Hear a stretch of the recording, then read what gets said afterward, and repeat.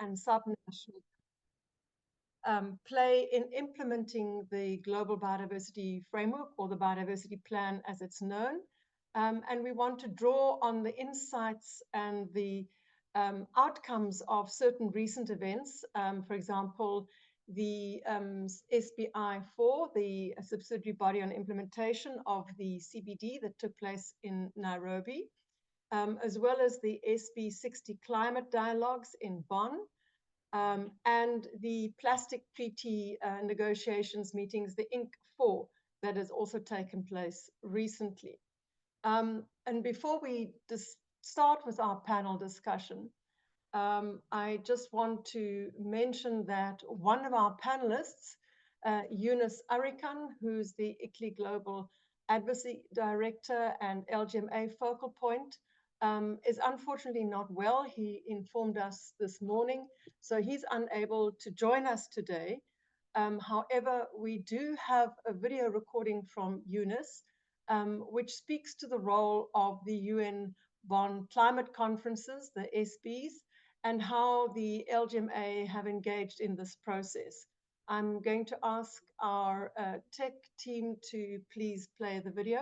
And once we've watched the video, we will then proceed with our panel discussion.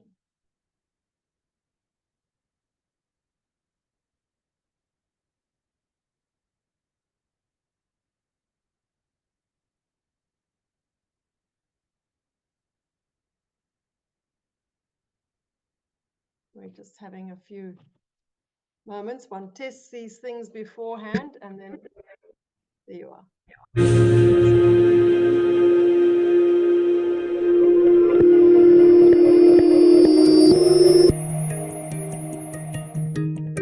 The UN climate regime has been following an annual cyclic process. We are, of course, most of the time always interested on what is the outcome at the end of the year, which is Conference of Parties, and there are big announcements. But of course, the big decisions by the ministers or even heads of state cannot be taken up in an overnight. And that's why the negotiators, since the beginning of this process, have been meeting in the middle of the year, in June or May, in Bonn, the seat of the UN Secretariat for Climate Change, UNFCCC. The purpose of these meetings is not to make major breakthroughs, and you do not expect ministers or CEOs coming all the time to these meetings, but it is more that how these final decisions can be prepared, like it's like the kitchen of the process. The negotiators really prepare the intermediary solutions, and then they go back to their homes and they talk at the capitals, and then finally agree at the end of the year.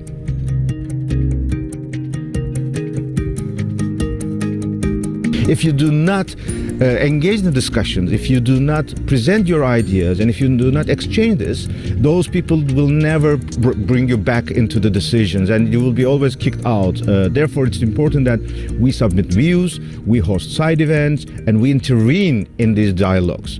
One of the advantages of this mid-year talks is that it's an opportunity for us to introduce ourselves to the incoming presidencies, the countries who will host the COP at the end of the year. And in 2024, it will be Azerbaijan. So we were very happy to relate and interact with the COP29 presidency from Azerbaijan, especially hearing their views and how we can connect urban and multi-level action to their initiatives in Baku, how they can be connecting to the high-level champions work. We are confident that this will open us new doors, especially we are aware in Sharm el-Sheikh in 2022, we had the Surge initiative in Dubai, we had the Champ initiative, so these were technical and political initiatives. So what we are expecting from Baku, just because they are announcing this COP as the finance highway, we hope they will be introducing financing elements to implement these technical and political commitments. Here in Bonn, in the 60th session, the cities and regions, the LGMA constituency, was again very active. We were actively participating in the Just Transition Dialogue. Our partners C40 and ICLEI were there. We were participating in the mitigation work program, which focused for the first time on cities, Climate Heritage Network, ICLEI, Global ABC, we were there. We had a discussion on non-market approaches, financing mechanism for developing countries. ICLEI and UN Capital Development Fund was there. Annual global stocktake, the legacy from this last years, how can we take it further, including our idea for town hall COPs, how can it relate to the new NDCs? This was raised by Under 2 Coalition and ICLEI. And in between, we had convened our side event together with UN Habitat, which released the important update on NDC, urban component of NDCs. We had also had interesting dialogues. For example, we partnered as ICLEI, a very important partner on communications community, the We Don't Have Time. We hosted a joint session. We connected our leaders, especially in the Global Climate Action Agenda. Our leaders, Axel Grael from Niterói, also the Vice President of National Front of Mayors in Brazil, as well as Mayor George Youssef, board member of the Global Covenant of Mayors. Our politicians were also here interacting, exchanging ideas with the government representatives and the UNFCCC experts. So we believe promoting our progress on CHAMP, our move towards ambitious local actions to be engaged in the new NDCs was well heard, and I think it's time for us to build back at home and bring our results to Baku and then to Belem.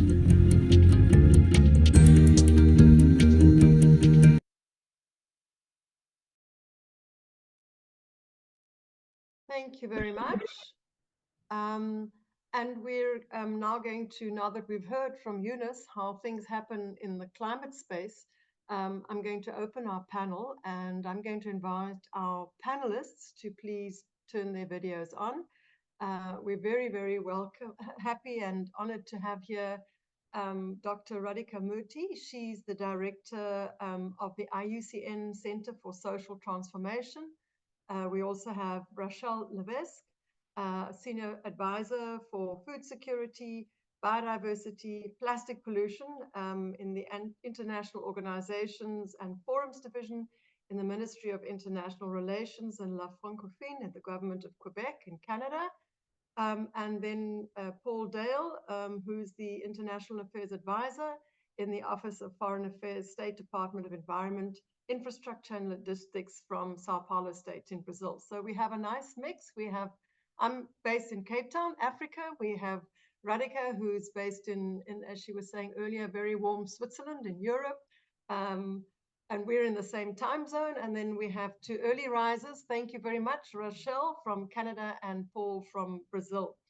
My first question goes to you, Radhika. The IUCN has been one of the international IGO organizations that's been in the biodiversity process for many, many, many decades.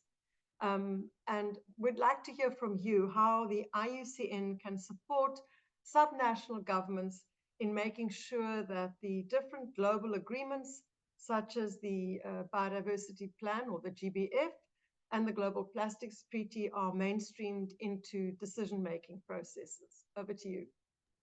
Thanks, Ingrid, and a big thanks to you and ICLEI for having us on this panel and giving us this space. I think one of the things maybe to explain, whether it's plastic pollution, whether it's water pollution, whether it's looking at how cities and subnational authorities or municipalities can actually help contribute towards the biodiversity targets. For us, it all comes down to nature as a solution. And fundamentally, the way we mobilize that is basically through how we're structured. So the International Union for Conservation of Nature is a membership-based organization. And very recently, we had a voting system where it was very clear that subnational governments, subnational authorities needed to be at the decision-making table alongside their state members. So that's the first way IUCN makes sure that there's a direct connection with these big global treaties and frameworks where we're bringing subnational authorities to our members' assembly. What that means is they have voting rights to help shape the agenda on these issues for the next 4 years. We have this every 4 years. And what that's looking like, it's a growing category of membership. It started only in 2021. We have decades, we've worked for decades with our state members. They've been our members for the last 75 years. So we're starting to see a closer relationship building amongst subnational authorities with their own state members because of this link and connection through our membership. And this is IUCN's approach in making sure we don't just look at action on the ground, but how can we shift to bringing subnational authorities to the table alongside our states, our NGOs who might be operating in those subnational jurisdictions without the subnational authorities knowing them or being aware of the opportunities they can work with. And what it's done is also changed IUCN a lot.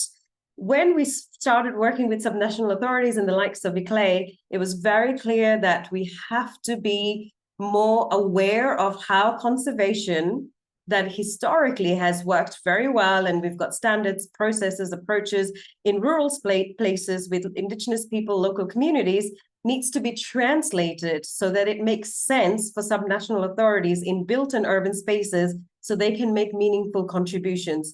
So the very setup of IUCN is trying to shift itself so that we can bring subnational governments and authorities to things like to have contributions, direct contributions to GBF, plastics treaty, etc. And when we speak as one voice, as a union that's got 1,400 members. We are an observer to the UN processes as the voice of environment. So all of this trickles up where we can actually bring our subnational government members along. And that's been one of the fundamentals of how do we shift this so that we can be at the same table, be able to talk to each other and be able to find approaches that can work both at the national levels and for municipalities and subnational authorities to be able to have active contribution to these global frameworks. Thank you. Thanks so much, Radhika. That's really good to hear that. And I'm going to address my next question to Rachel. Rachel, representing the government of Quebec and Regions 4, has together with myself representing our network of cities and subnational governments through ICLEI. We've been in the local government and subnational government major group for CBD and some of the other processes for a while too. So Rachel, you were at the last SBI meeting in Nairobi about, well, not quite more than a month ago, but you've also been very involved in the plastics treaty process. So what I'd really like to hear from you is what is the level and the sort of scope of involvement from local and subnational governments in these processes, and why is it so important? We've heard from Radhika what the rationale and the movement from the IUCN is and how to make that shift, but let's hear from you what your view and experience has been. Yes, thank you very much, Ingrid, and thanks, ICLEI, for the invitation to the webinar. I think it's always a very interesting discussion, so I'm happy to be part of it this morning on my side. And I apologize in advance. I'm doing some dog sitting this morning, and they're really joyful, I think. So apologies in advance. But to reply to your question, I think it's a very interesting one, and I think that to start, I have to say that, you know, for us, it's obvious how local and subnational government are really at the front line of the current environmental crisis. And this affects both plastic pollution and biodiversity loss. And in most countries, we do have the competencies on those, but also budgets on a lot of environmental issues. So if we want to, you know, so that means that in most cases, the multilateral environmental agreement, the MEAs, are negotiated at the country level, but then they're implemented at the local and international level. So if we want to ensure that those MEAs are effective and ambitious on implementation, we do need to involve local and international government as soon as those negotiation process starts. And we see that most of the time, if we don't see ourselves reflected in those MEAs, for us, it's difficult to have our political authority feel a sense of ownership and engagement towards those international instruments. So this is why we need to be involved. And I think that when it comes to biodiversity and leading to SBI 4, we've been very effective in that regards. with ICLEI and with Regions 4 and with many partners. We've been involved in the Kunming-Montreal GBF negotiations since the very beginning. It was at the first OEG meeting that we formally officialized the local and national government major group that is coordinated by ICLEI and Regions 4. And we've been really actively involved in the negotiation. And I think that we've saw the results in the end because we were able to help the insertion of the role and importance of our constituency in the framework. The whole of government approach was well embedded, and we did adopt a new plan of action for local and national government to help the implementation of the framework. So those advocacy work really did pay off in the end, and we see it now in the framework. In terms of plastic, it's a different stage because we're trying to establish the same positioning in the current negotiation of the future instrument of plastic pollution. But since it's not an official instrument yet, we cannot work under the auspice of a major group. So it's not parties to an instrument, it's members to an instrument, and all of the different stakeholders are observers. So this is why we decided with ICLEI and the government of Catalonia and UCLG and the government of Quebec to create an official and global coalition on local and subnational government to end plastic pollution. That has the following objectives. So it first needs to unify and amplify the voice of local and national government in the negotiation process to make sure we're clearly heard and we also have that seat at the table. And then we want to call for the adoption of an ambitious international instrument, that will include the role of cities, municipality, province, region, and so on. The coalition was launched during INC4, and I'll put the link in the chat, and we do encourage the local and national government interested to join the coalition to do so. There's all the information in the website as well. So I'll end up here for this question. Thank you, Ingrid. Thanks, Rachel. And I think, taking it from where Radhika was positioning how important it is for the cities and subnational governments to have a voice along with their parties, the states, you made the whole point around it's all very well that these things are negotiated at that level, but it has to be implemented at the local level. And I think that's a really important message, because we saw now at the recent ICLEI World Congress last week in Brazil how there were so many examples of what cities and subnational governments are doing around the world, where they're actually implementing or contributing to the targets of different global frameworks, whether this relates to climate or disaster risk reduction or biodiversity or whatever the case may be. And I want to take my next question to Paul Dale from Sao Paulo. Paul, you've been also involved in these processes for many, many years. And for example, the state of Sao Paulo, in the run-up, in the lead-up to the Global Biodiversity Framework being adopted in Montreal, you organized the World Bio 2020 and 22 events. I'd like to hear from you how successful, particularly territorial and urban initiatives on biodiversity and climate change and pollution can be scaled up to have a broader impact on national and international levels. What would your views on this be and your advice on this? Thank you, Paul.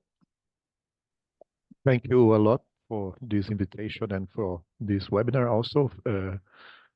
Well, congratulations for this initiative and congratulations, Dr. Murthy and Rachel also. Nice to be with you. It's a great message from Yunus also at the beginning, so thank you for that also. The first thing is trying to connect the dots that we are having from the prior participants, that we have some space to fill. So we must work on this, not just to occupy the spaces, but to make it work, to make this works as a movement. No, so this is important because we understand that we don't have more time to detail some plans before start walking. No, so we must keep walking, you know, and while we are improving our actions and while we are improving our skills on communication, skills on meeting, on joining, and learning with our own mistakes and learning with the old partners' mistakes and the new partners' mistakes also, but learning to make this happen and quickly.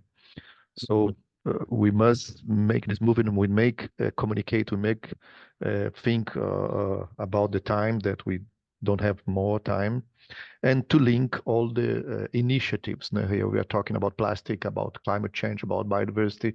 So we must link all the things. So considering the message from Yunus, I would add on this sense not only Baku and Belém, the letter B, but Cali also trying to improve the new letter C, Busan regarding the plastic, the next meeting, Geneva and Riyadh about the UNCCD. So we must try to connect all these dots. So this is very important that we are trying to do and trying to conclude this contribution at this first moment, Ingrid, and thank you a lot to be with you right now and the moments before.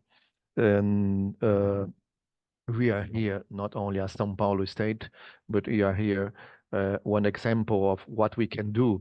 We are here as the technical chamber on biodiversity of the association that links all the 27 states from Brazil, the ABEM association.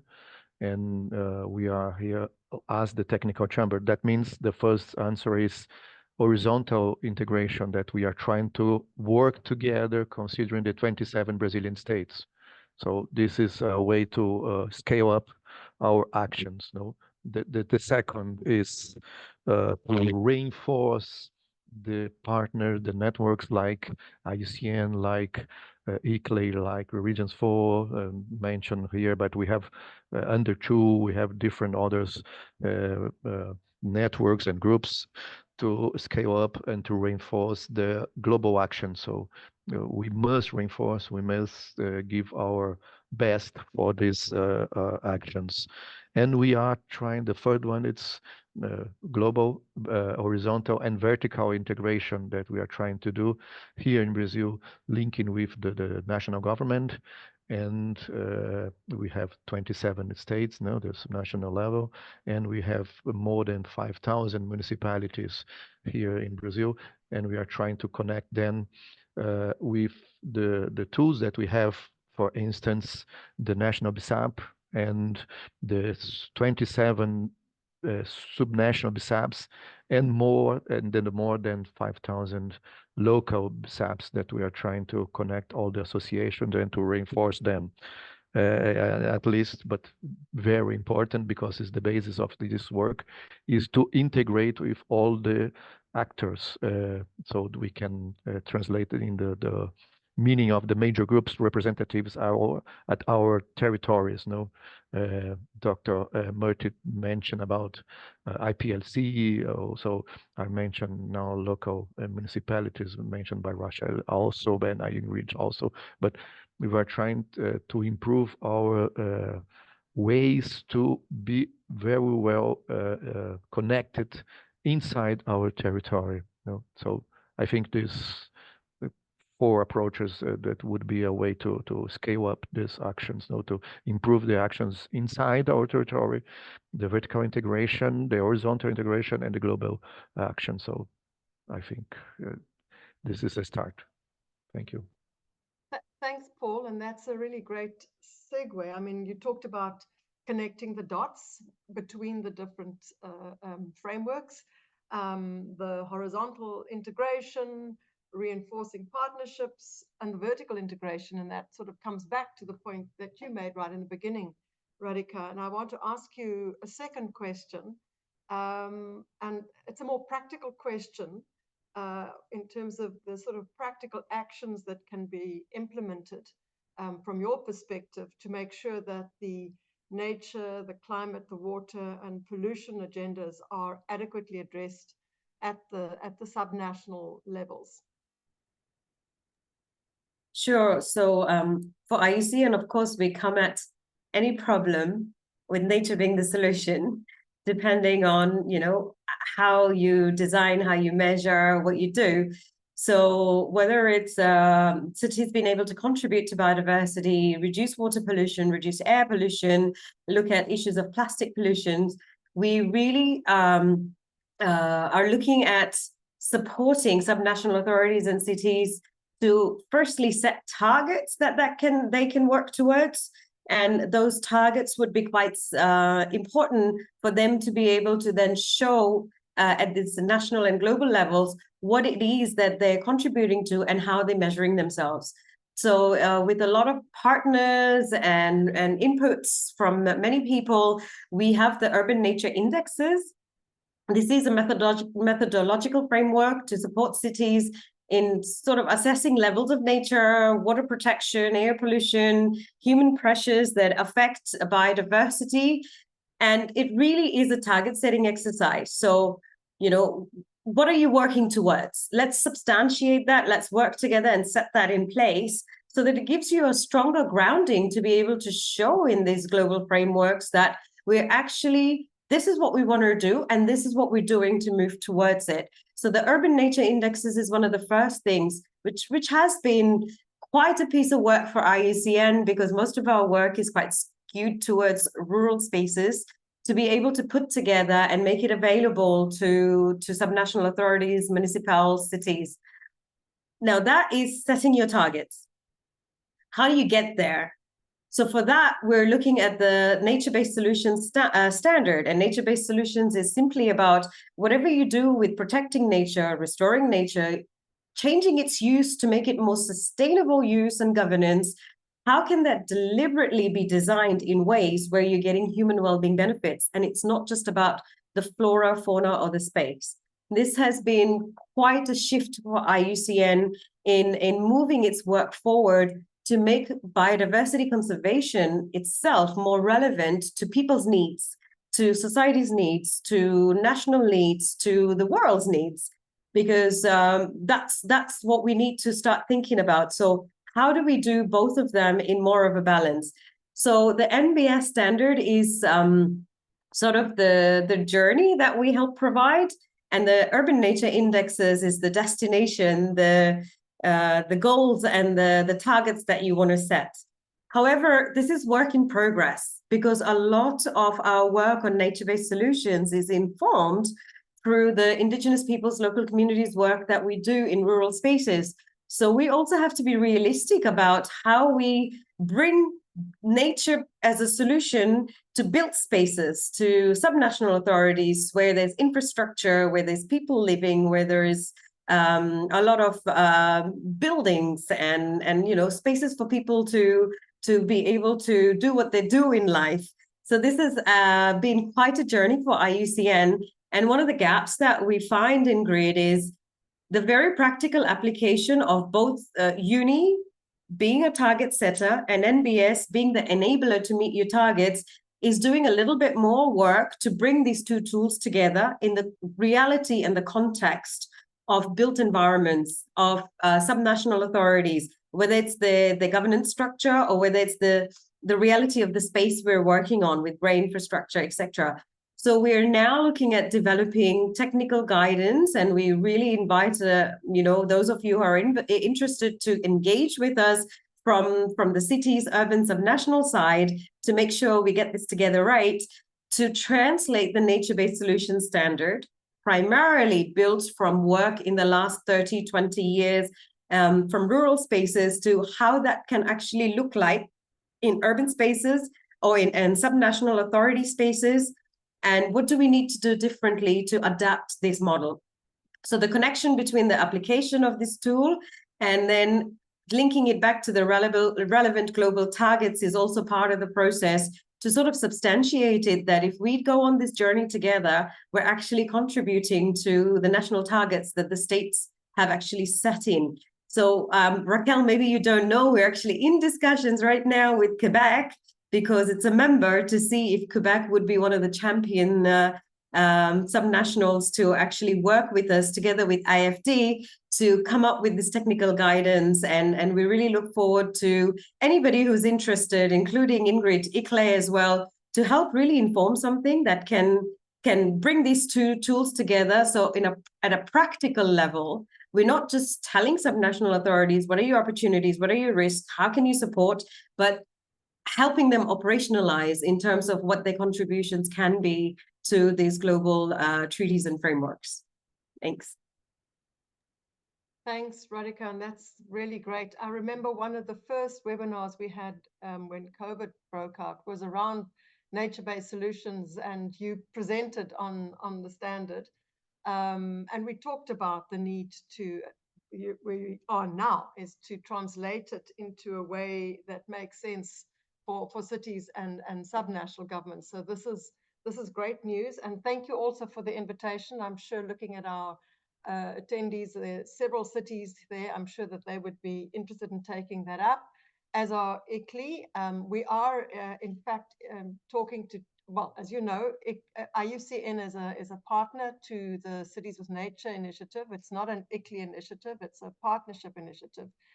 And we are talking to colleagues within IUCN around how we can get the uni into the Cities of Nature platform as well. So there's some really exciting initiatives happening, and I think important things, as you say. I love the way that you talk about the destination and the journey, and it's a really lovely image, because it is actually not a static thing that we're dealing with here.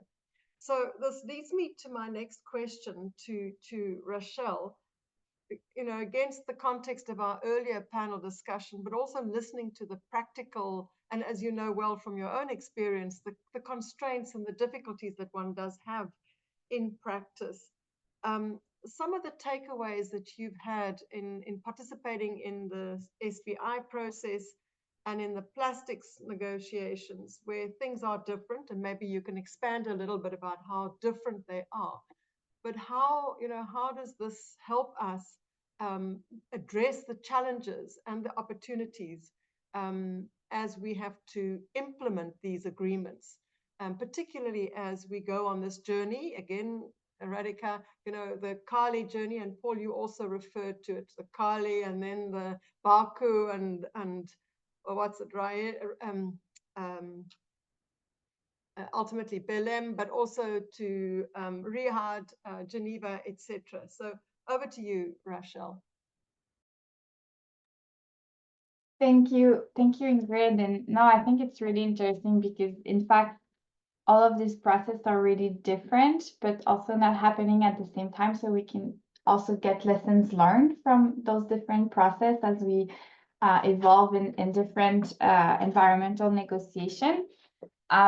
Regarding SBI 4, and I can revert the question to you as well, because we did both participate together, and it was really useful to have, again, a great collaboration between representative of the local government and the national government. But I think that personally, one of my biggest takeaway from SBI 4 is how now in the nature space and within the CBD, we have to deal with a lot of different agendas and a different item, and it has become quite tremendous, the work that the Secretariat of the CBD has.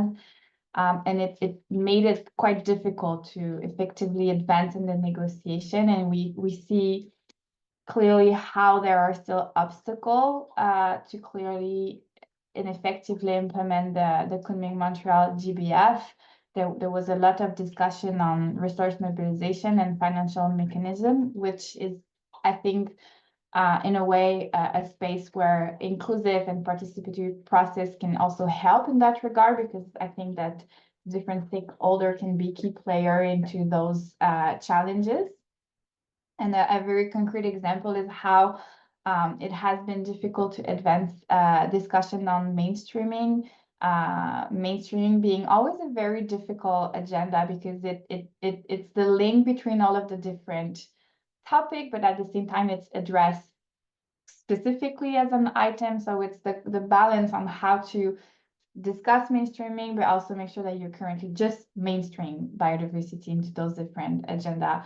And I think this is where local and international can really be key player, because mainstreaming is horizontally between different sectors, but also vertically across all levels of government. And on those discussions, we did, as I mentioned, adopt a very clear and simple and effective plan of action, a new decision on how local and international government can help the implementation. So I think that in terms of mainstreaming, we do have a very useful tool, and our role is to make sure that party clearly implement that kind of action. So I think that it's really important for us to remain engaged into the mainstreaming discussion ahead of COP16. And I think both SUBSTA and SBI that happen back to back clearly show the work ahead COP16, which will be a very important COP. It will be the first after the adoption of the GBF, and this is where the party will have to present their NBSAP. And I think that, Paul, what you've mentioned on the subnational and local NBSAP, it's really important as well. And actually with Ingrid, we discussed during SBI how we shifted now from advocacy to showcasing how we can help on implementation. And I think that those very concrete example on how we're actually doing our own NBSAP or effectively contributing to the national NBSAP will be very important. And I think that COP16 has a very inclusive and participatory space that we need to take advantage of. There will be a summit on local and national government. There will be opportunity to showcase our initiatives. So we do encourage participation to those events. And as you mentioned, it's very different on plastic pollution negotiation, because here again, we're not at the same stage. We don't have a future instrument yet. We don't even have a legal draft. So we're still really working on the development of the future instrument. So our role here relies way more on advocacy and making sure that our voice is clearly heard in the negotiation, and that the role and importance of local and national government is well included in the future treaty. And it seems simple as objective, but it's not achieved yet. So as of now, in the zero draft and the updated version, we still don't see clearly how the role of local and national government is included in the treaty. And when it comes to plastic pollution and waste management and circular economy, those are competencies and responsibility that relies on our authorities. So we do need to have a stronger voice for the rest of the negotiation.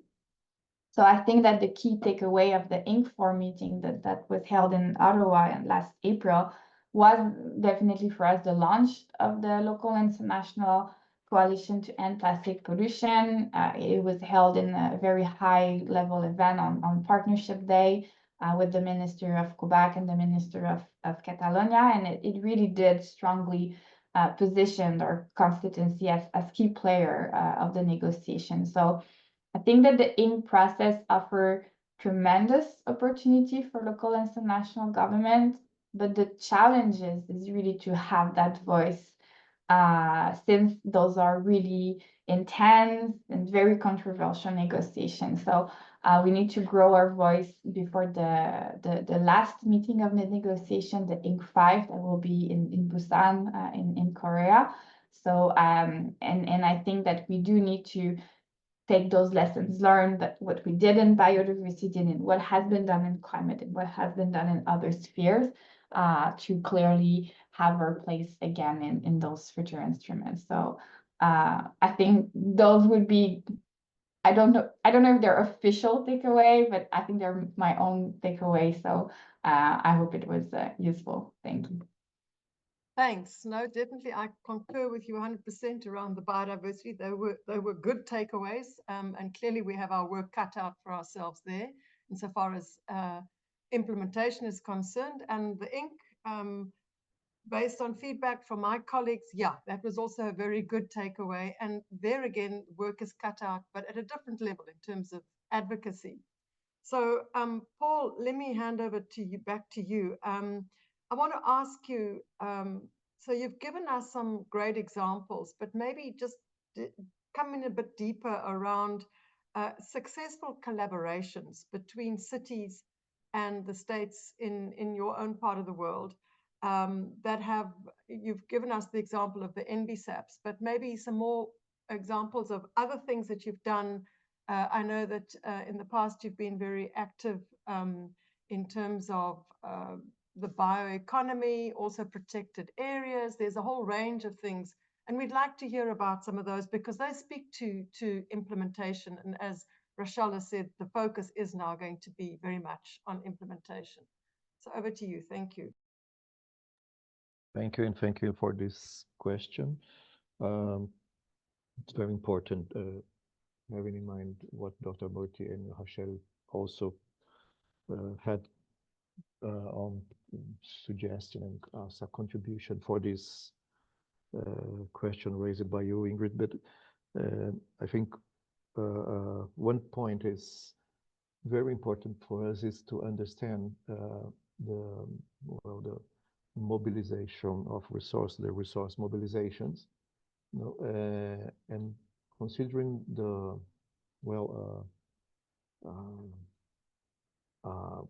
great meaning of resource, not only financial resource, but technical resource, political resource, scientific resources, so different kinds of resources. And when we are talking about resources mobilization, we're talking about this. So this, I think it's very important for us to speed up, to make it happening as soon as possible, because they are very important for us, even for the first question regarding the scale up, and now to implement this in different ways. So, and I will give just an example regarding Dr. Murthy, the question on nature-based solutions. So we have here in São Paulo, São Paulo state, some actions regarding this nature-based solutions aspect,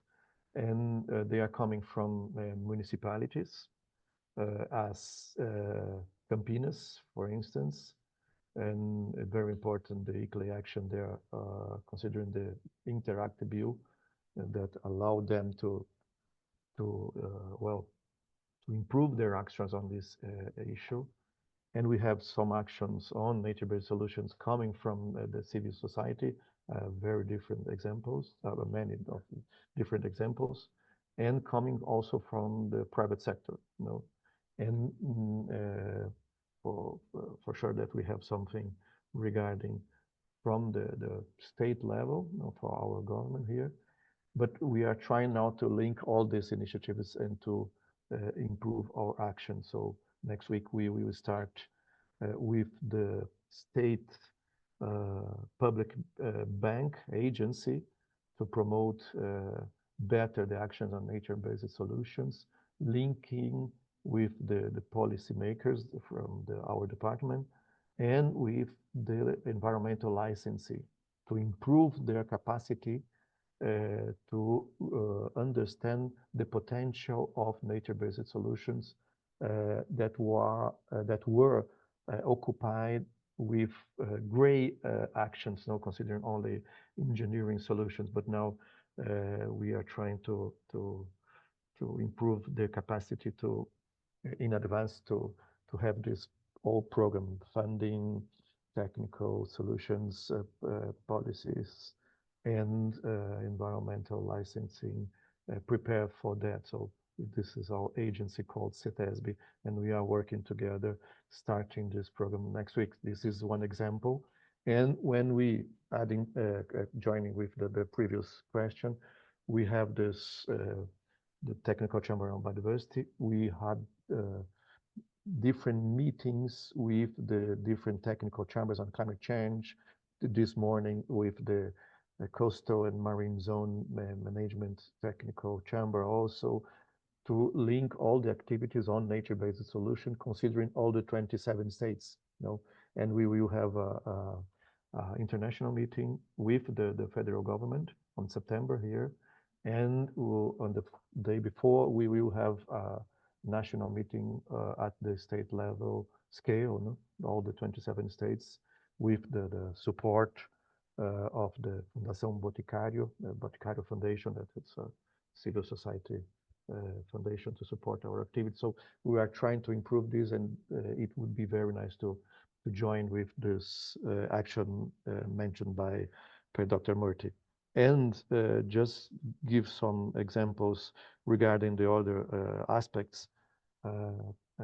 Again, thank you, Rachel, to invite us to this to this network, and we made to summarize our actions in 1-minute video to that event that we have at Canada some time ago. But the idea is to link the plastic pollution concern within the solid waste state policy. And then we have this for more than 10 years, but we are updating, and we have a state plan built or developed and built and being managed with the University of São Paulo, and also with the protected areas here in São Paulo state. The entity, it's Fundação Florestal, it's Forestry Foundation, linked to our department, that manages 52% of our terrestrial sea, and we have this plan for marine litter. And the first component is plastic pollution, and we have an environmental service payment for the small fishermen when they collect accidentally plastic using the nets, and then we pay for them for this environmental service.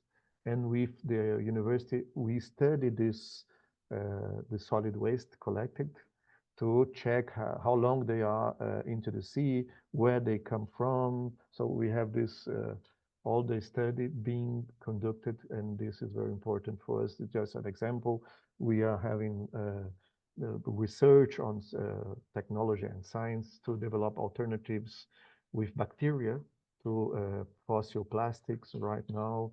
So we have different actions regarding this plastic issue, and we will join the coalition.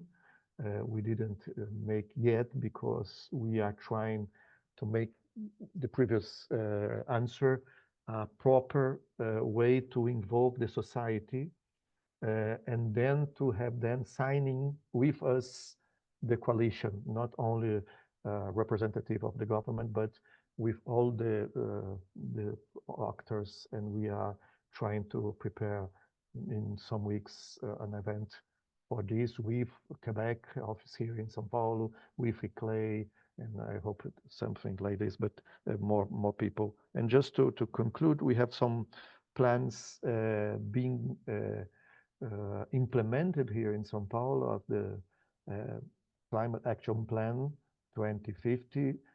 We are concluding with the GIZ support also the adaptation and resilience plan linked with this action plan, and some different actions regarding resilient municipalities. We have a program, almost 20 years program, linking all the state activities on environmental issues with the 645 municipalities here in São Paulo. So, and we are trying to connect all these activities inside.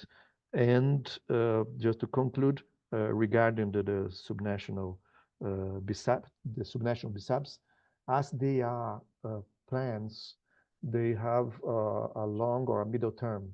And we are now working with a new concept that we approved, considering the technical chamber, and Gabriel Quintanilha from the IUCN South America and the people, Beatriz from the Brazilian IUCN office here, they are working together with us, but mainly Ingrid, we are talking about this, no?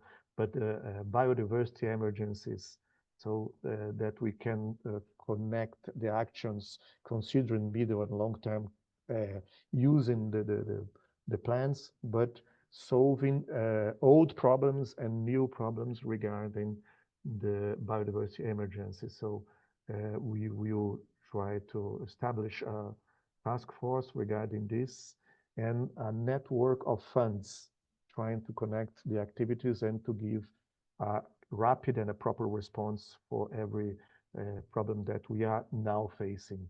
So this is some actions that we can give as examples. Thank you. Thanks very much, Paul.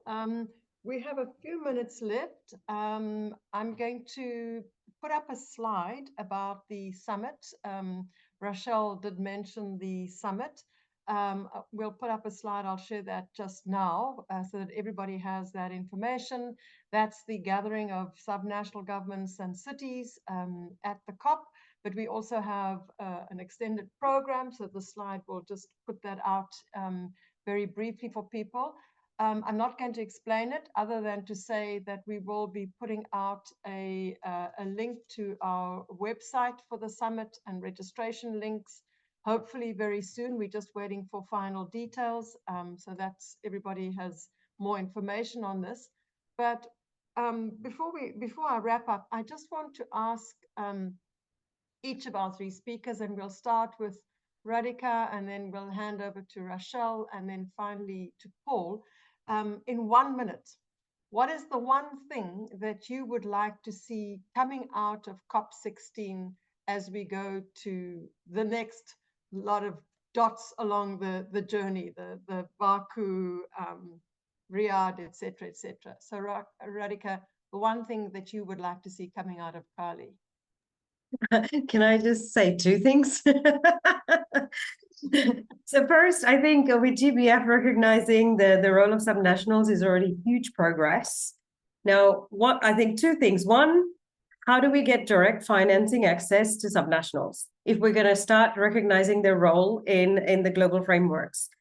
And how do we get them capacitated to align with each other so that the bits they're working on merge together into something bigger?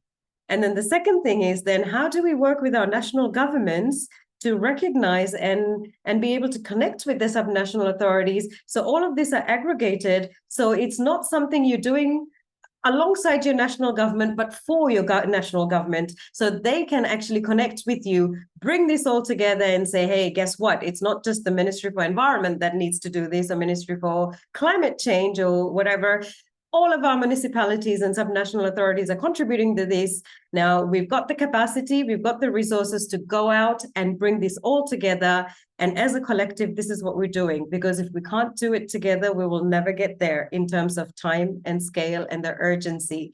So thanks, Ingrid. And I really want to point out that Loredana Scuto, our program officer for Urban, is in this webinar as well. So if anyone's interested, please do get in touch with her. Thank you. So much. Okay, you got your two things in quickly. Rachel, over to you. Yeah, thank you, Ingrid. And I think I could just copy paste what Radhika just said, because I truly believe I think those are really important points. Out of Cali, I think that, yeah, if I could just dream a bit more, because I think the CBD process is already very inclusive of some national government, but I do think that we could go much further. And I think that, yeah, financial, access and it is a really important topic as well.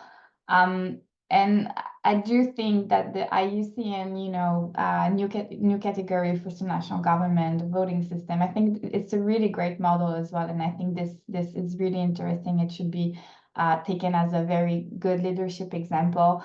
And I would have to say as well that I think that coming out of Cali, given the political context at the international level, we're facing many elections at the national level. And I do think that given, you know, what could come out of this election and in terms of environmental priority, it's really a moment where subnational and local government can also take on more leadership and really make sure that if a national government will have less environmental priority, then we can come and counterbalance those points. So that's the importance of having inclusive and participative process. And I think CBD is a good example because, for example, the United States are not official party to the convention, but we had really great leadership example coming out of California that is now an observer, that have attended COP15, that will be there at COP16. So I think that those kind of examples truly reflect how useful we can be at COP16. So that would be my little ad from my side. But thanks for the, and thank you for the webinar. Sorry, it was really interesting. Thanks so much. And Paul, while I try and get the slide up, if you can give your one thing that you want to see coming out of Cali COP. Thank you. Yeah, just to reinforce Dr. Murphy and Rachel's words, very important. But one thing that I should mention here is the time integration, you know, because we have always some governments that change, some teams that are getting old, and the new team it's not well prepared. So we are trying to make the solutions for these breaks. So this time integration is very important for us, adding with the previous answer from Dr. Morty and Rachel. Thank you again, congratulations, and we hope that we can do a very important roadmap and actions on Cali. So thank you. And thank you to all of our panelists. You've been absolutely amazing. You shared us some really, really valuable insights from your experience. I know that I'm going to see you all at Cali, and so I'm just going to end off with this slide just to give everybody a sort of a sneak preview. Those are the big dates that we're looking at. The other thing I just wanted to say that this has been our second last webinar in our series, which kicked off last year with the Agreement to Action program of the CBD. We've got one more webinar coming up, and that's going to be on the 28th of August, in which we call it Countdown to COP16 in Cali. And we will focus more specifically on some of the issues that will come up, and we're hoping to have representatives from Cali in that webinar as well. So I'd like you to register for that in the same place. I see there's one. I'll just see if this was a question. No, thanks. It was just a comment from Radhika. So thank you again to Radhika, Rachel, and Paul. I really appreciate the time, and we welcome and really appreciate also the partnership that we have with you all. So this is going to close the webinar. We're on time, and we hope to see you all in Cali, and certainly in our next webinar, where we will provide a whole lot more information about what's going to happen at Cali. Thanks, everybody. Goodbye. Thanks, Ingrid. This was really interesting. Thank you. Thank you so much. Thank you. Count on us.